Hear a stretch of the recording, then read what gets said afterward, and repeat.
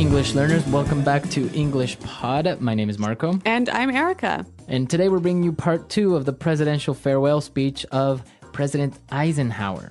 That's right. So we saw in a previous lesson the beginning of this speech. Now we're going to look towards the end of the speech. Now we must tell you as well that we did change the speech a little bit, right? We changed it a little bit to make it a little bit more comprehensible, and also we did shorten it. The speech isn't this short. We did take out a lot of stuff. All right. So again, Marco, why are we looking at this speech? What are we learning from it? Well, in this last part of the presidential farewell speech, there are a lot of great words that are more difficult and very poetic, so you can use them in different formal circumstances or just to sound a little bit more well-spoken. Yeah. And we also, again, are going to look at some really quite difficult and challenging structures that we hope you can use maybe when you're giving a formal talk or even in your writing if you want to sound quite professional. Okay, very good. So why don't we listen to the dialogue for the first time? Let's listen how President Eisenhower says goodbye, and then we'll come back and look at the words.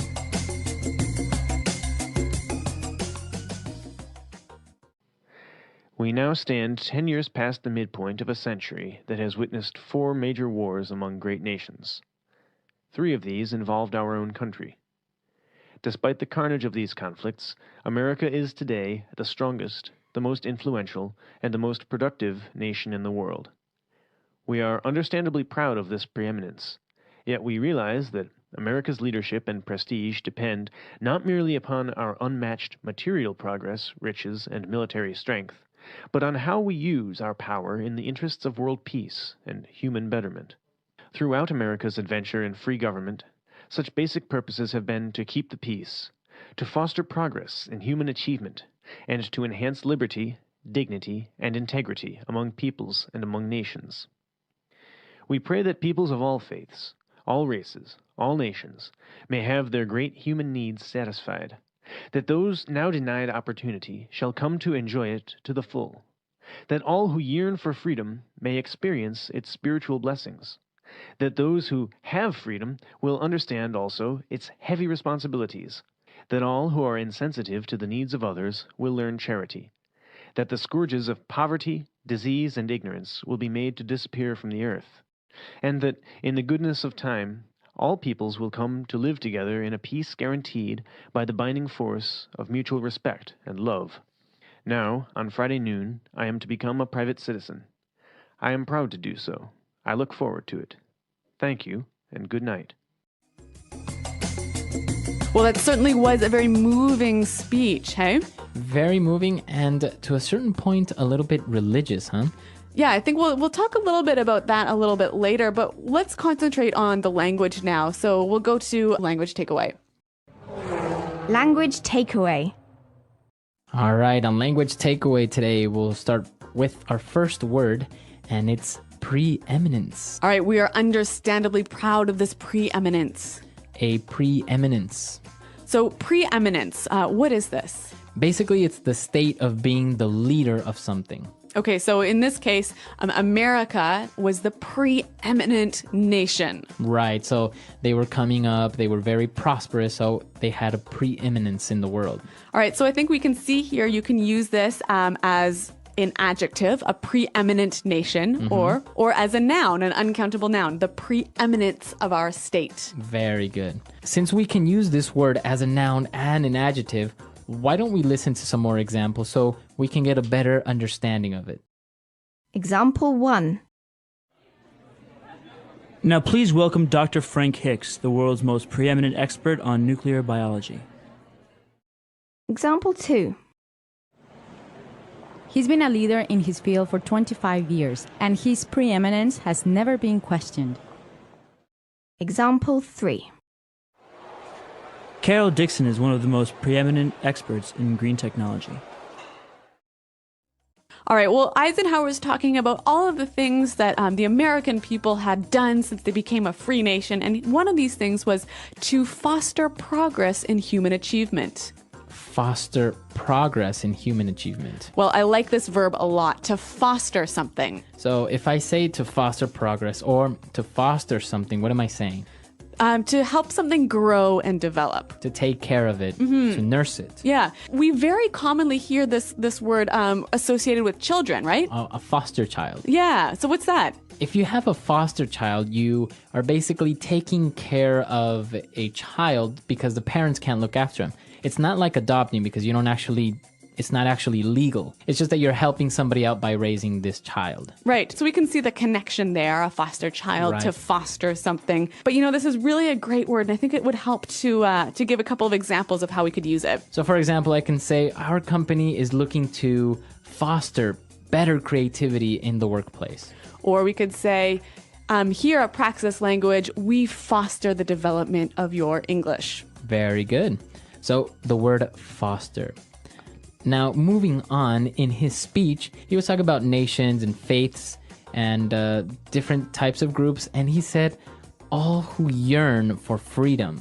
All right, this is a great phrase. All who yearn for freedom.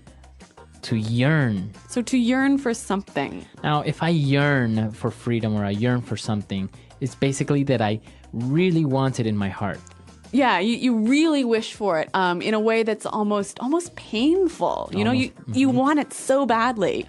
Now, you wouldn't say like, I'm yearning for ice cream, would you? No, unless you were locked up in prison and hadn't had ice cream for 55 years. Exactly. So it's usually related to something that's very difficult to get or something like freedom or yearning for. That's really important. Exactly. Something very important. And now for our last word, President Eisenhower was talking about charity, he was talking about freedom, and he mentioned the scourges of poverty. Okay, so scourges. The scourges of poverty. Scourges is a really difficult but interesting word. So why don't we hear a few more examples to help us understand it? Example 1. Malaria is a disease that continues to be a scourge to the developing world. Example 2. One day we hope to eliminate the scourge of cancer. Example 3. NATO promises to wipe out the scourge of terrorism. So as we can see, the scourges of something basically is the cause of pain or suffering. So now relating it back to the text, we see scourges of poverty. Yeah, scourges of poverty, scourges of disease, and scourges of ignorance. All right, so we can see that poverty, ignorance, and disease cause a lot of really terrible things, right? Exactly. So that's why we say they are scourges. Okay, so scourges. Now, so that brings us to the end of our words for takeaway today. But, as we talked about earlier, we've got some really difficult and interesting structures to look at now in Fluency Builder. Fluency Builder. Okay, so in Fluency Builder, we'll start off with the very first sentence of the paragraph. When he said, we now stand 10 years past the midpoint of a century. Okay, so I love this phrase. We now stand 10 years past the midpoint of the century. Now, it's interesting because he is making reference to the future in the present. And he's using a great phrase to do that. We now stand. Now, we can change it a little bit and use the first part, we now stand, in different circumstances. So why don't we listen to a couple of examples? Example 1. We now stand before you to declare our love and be united in marriage. Example 2. I stand before this court and declare my innocence. Example 3. Together, we now stand before this great challenge and we will fight arm in arm to defeat poverty. All right, so you can see that this is a wonderful phrase to use maybe in a formal speech, right? Right, or a wedding again, or a formal ceremony. Yeah. So, and it gives you this idea, this sort of very poetic image of people sort of almost standing at the cliff, standing before the, some big change that's about to take place. Exactly. So 10 years past the midpoint of a century, the United States has witnessed 4 major wars, right? Okay. And, well, he said, despite the carnage of these conflicts, America is today the strongest, the most influential, and most productive nation in the world. Okay, so a great structure here. Despite the carnage of these conflicts, America today is the strongest, blah, blah, blah, blah, blah. Right. Now, let's look at that first word, despite the carnage of these conflicts. Okay, so carnage, what's that? Carnage is like a massacre, right? Where many people got hurt or killed. Okay, so a pretty violent situation when a lot of people died. And now, why does he use this word despite? Okay, so he's basically saying even though we had all of this death and violence in this century, we're still the greatest nation, blah, blah, blah, blah, blah. Exactly, that's exactly it. I can say, for example, despite the economic crisis the world is going through, our company has an enormous opportunity to grow and be more profitable. Okay, or if we want to take it and imagine we're at a wedding, we might say something like this. We could say, despite the many difficulties this couple has faced, they have a very bright and happy future together. Very good. And now, if we take a look at the last paragraph, it's very interesting because it's one sentence. It's a really long sentence. It's a very long sentence. So even though it's not a phrase, let's take a look at the punctuation of this paragraph. Okay, so Eisenhower starts out by saying, we pray that peoples of all faiths, all races, all nations may have their great human needs satisfied. And then we have a semicolon there, right? Right. So why do we have a semicolon? Well, here's what he's doing. He's saying, we pray for something. And then he's listing the many different things that he's praying for. Okay, so it's basically a list. Yep. Okay, so we know that when you're writing a list, we commonly use commas between all the things that are in this list. But here, because they are long and complex ideas, a comma is not enough. Right. You need a semicolon. Okay, so we can see here from the text that the semicolon is a great way to separate ideas, big ideas, complex ideas in a list. Exactly. So you can use it and not necessarily have to end your sentence or that each idea become one sentence. You can all just make it in one big sentence. Yep. You know, and actually I remember back to high school, Marco, my teacher told me, hey, if you throw in a few semicolons into your writing and do it properly, you'll really impress people. All right. So this is good advice that you can take and throw in a couple of semicolons, a little bit of commas here and there, and it'll look like you really know how to write. Yep. Okay. So with that in mind, why don't we listen to what Eisenhower wrote one last time?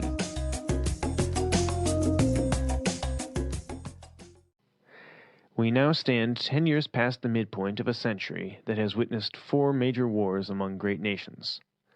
3 of these involved our own country. Despite the carnage of these conflicts, America is today the strongest, the most influential, and the most productive nation in the world. We are understandably proud of this preeminence, yet we realize that America's leadership and prestige depend not merely upon our unmatched material progress, riches, and military strength, but on how we use our power in the interests of world peace and human betterment. Throughout America's adventure in free government, such basic purposes have been to keep the peace, to foster progress in human achievement, and to enhance liberty, dignity, and integrity among peoples and among nations.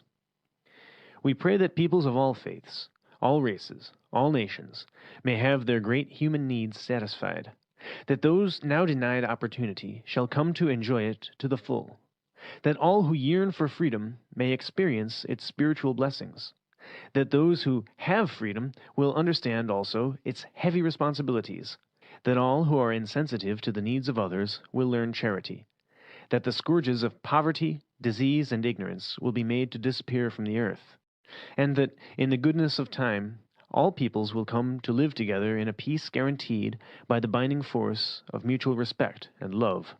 Now, on Friday noon, I am to become a private citizen. I am proud to do so. I look forward to it. Thank you, and good night.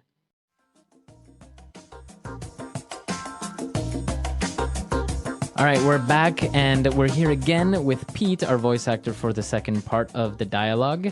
And Pete, we have a couple more questions for you today. Cool. So I hear in Eisenhower's speech that he keeps referencing God. Like he keeps saying, I pray, blah, blah, blah, blah, blah. He said Godspeed, blah, blah, blah, blah, blah. So what's up with that? Why is he talking about God? Well, this is a very interesting question. Traditionally, America has had a really clear boundary between church and state, and you'll hear a lot of rhetoric these days that says, you know, we're a Christian nation and we were founded as a Christian nation. Well, that's baloney. Baloney, so it's not true. At the time when the country was founded 200 years ago, it was overwhelmingly Christian. If the founding fathers, as we call them, like George Washington and them, if they had wanted a Christian nation, they could have had it. They explicitly did not.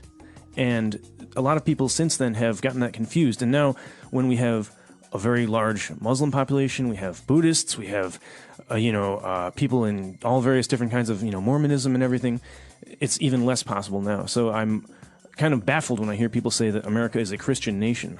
But you even have it now in the coins, or on the money, right? It says, "In God we trust."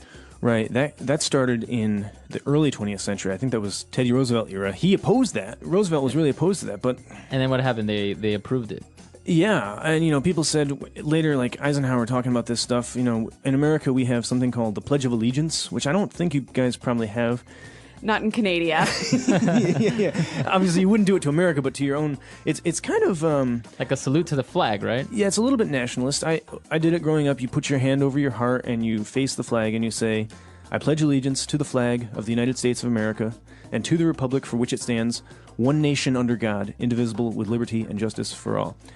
That part about one nation under God, that was added in the 50s as a kind of a way of showing that America is not, quote-unquote, a godless communist country. Wow. Yeah, because communism teaches, no religion, and so they make sure we're not communists, Okay, but we don't think that, right? Yeah, I mean, I'm all about tolerance, so I think that's kind of absurd. Okay, so what I think is really interesting, though, is that every political speech, every time a political leader has to say something publicly, he'll always quote God, right? Right, and they'll often end a speech with, "Thank you" and "God bless America" or something. Yeah. Exactly. Which, for me as a Canadian is really strange. Like, if a Canadian president said, "God bless Canada," no one would know what to do. Like, yeah. I don't know. Anyway. I had an ex-girlfriend who was British, and she, Tony Blair started with that a couple times. He said, "And God bless us all" or something, and she was just put off by it, and she was like, "The Brits will never take this," and they didn't. Yeah, no one was impressed. All right, well, an interesting feature of American history, politics, and society. So Thanks for that insight, Pete. Cool, my pleasure. Yeah, and if you guys have any comments or any suggestions about this lesson or any upcoming lessons, just let us know. Or American politics in general. Cool, I'll try to stop in on the forum and see if I can answer a question or two. That would be awesome. So visit us at englishpod.com, and Marco, myself, and Pete are around to answer your questions. All right, we'll see you guys there. Thanks for downloading, and goodbye. Bye.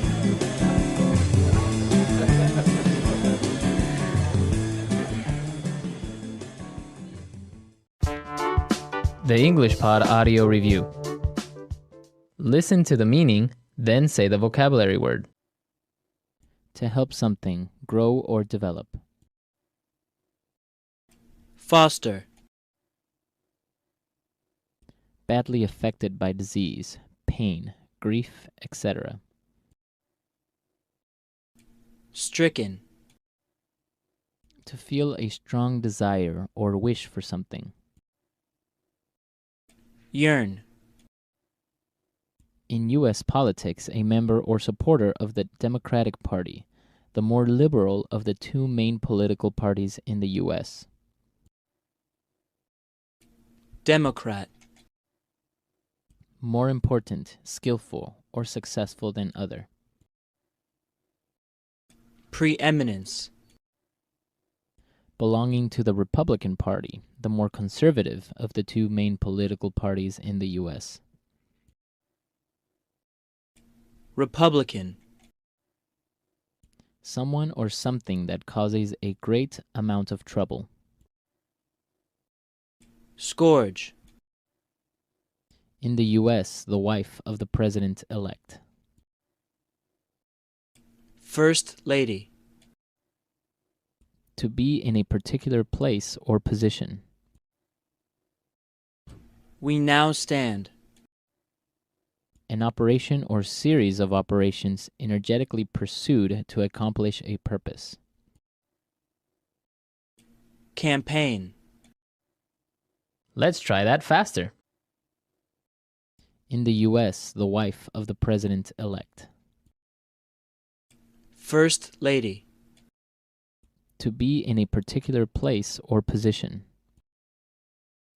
We now stand. Belonging to the Republican Party, the more conservative of the two main political parties in the U.S. Republican. Badly affected by disease, pain, grief, etc. Stricken. To help something grow or develop. Foster. To feel a strong desire or wish for something. Yearn. An operation or series of operations energetically pursued to accomplish a purpose. Campaign. More important, skillful, or successful than other. Preeminence. Someone or something that causes a great amount of trouble. Scourge. In U.S. politics, a member or supporter of the Democratic Party, the more liberal of the two main political parties in the U.S. Democrat.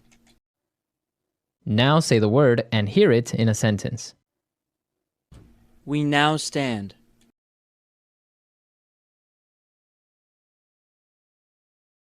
We now stand before you to declare our love and be united in marriage. We now stand. I stand before this court and declare my innocence. We now stand.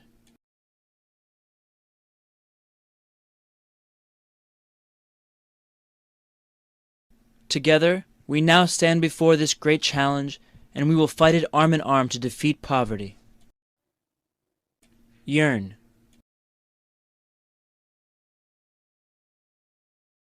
We must fight for those who yearn for their freedoms. Yearn.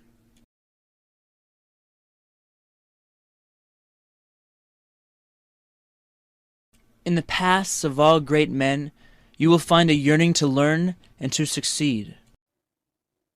Yearn.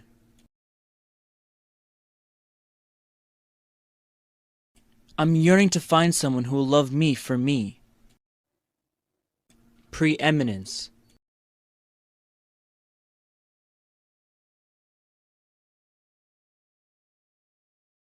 Now, please welcome Dr. Frank Hicks, the world's most preeminent expert on nuclear biology. Preeminence.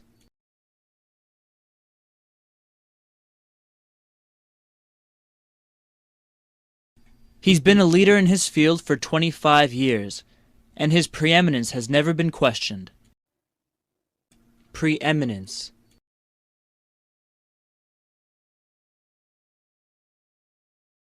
Carol Dixon is one of the most preeminent experts in green technology. Foster.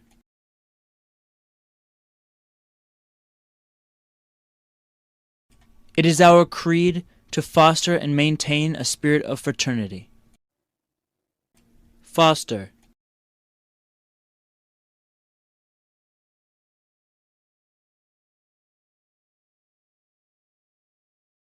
To restore our country to the glory of its past, we must foster an attitude of determination in social service. Foster.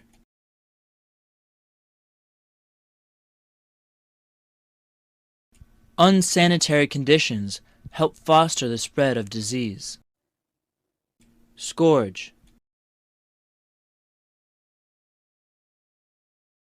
One day we hope to eliminate the scourge of cancer. Scourge.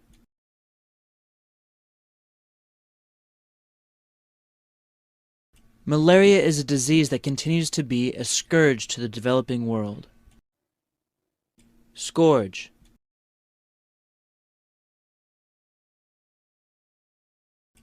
NATO promises to wipe out the scourge of terrorism.